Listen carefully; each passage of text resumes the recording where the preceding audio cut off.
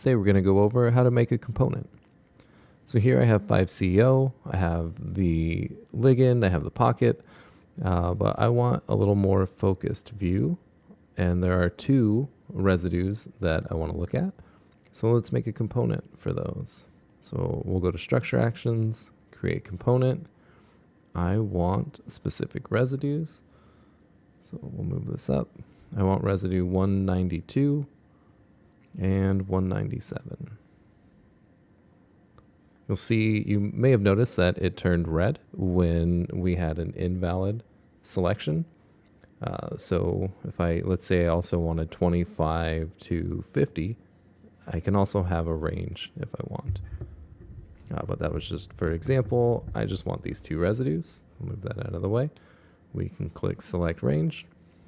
And now we have a component for residues 192 and 197. This purple box is going to highlight basically like a cube around the space of those two, but we'll give it representations. Let's do ball and stick. And now we have our two amino acids in there. There's 192 and 197's down here. All right, cool. Nice and easy on making a component. There are pre-filled options as well too. So if there's a ligand, your ligand will show up here. We have input for residues. If you wanted to select all of a specific type, so everything that's protein, maybe you have ions or carbohydrates. If you wanted to select all cysteines, you can do that by just clicking cysteine.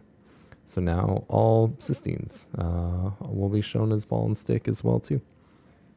We can also create components for chains. It's not shown in here at the moment because we only do have one chain.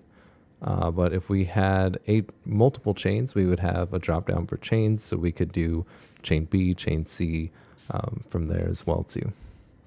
Yeah, this is making components for this specific entry. We also have a global component. So if you wanted to if I had multiple proteins in here and I wanted to select all of the proteins, I could do that as well too. There we go. That's how to make a component in Nanome v2.